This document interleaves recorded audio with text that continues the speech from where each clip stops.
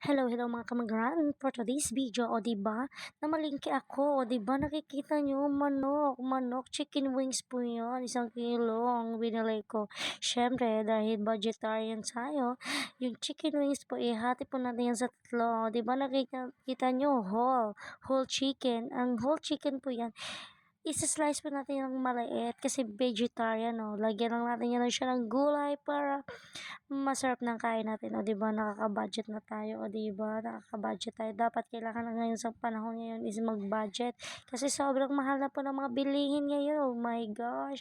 Kailangan na mag-double tipid, o 'di ba, at saka puwede lang dalawa na lang magtrabaho, dapat may sideline din ang mga magagandang misis diyan.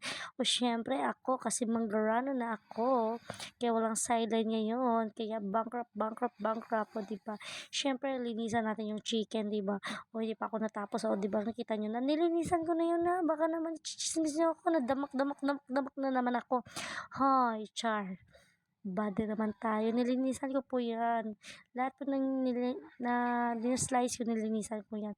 'Yan naman po is karne na po 'yan. Bumili po ako ng 1 kilong karne. Siyempre good for 15 days na 'yan, gulayan na 'yan, para budget din, 'di ba? O 'di ba, kita niyo pork chop, yung buto-buto ibahin natin 'yan para pang sabaw-sabaw natin 'yan, o 'di ba? Para naman tipid-tipid na din po. Kasi sobrang mahal na ng bilihin ngayon, kailangan magtipid. Naku, kung bunganga lang natin isipin natin, naku, mababankrupt talaga tayo sa utang nito. O 'di ba, I'm done. At ngayon, pambalot ko na naman. Nakita niyo 'yan, isda po 'yan, 2 kilo binili ko. Good for 15 days na din po 'yan. Kaya slice ko yung maliit para ako naman din po, budget, dala po diet, o 'di ba? O nakita niyo, o 'yan, bumabalot na ako, o 20 na lang, o charot.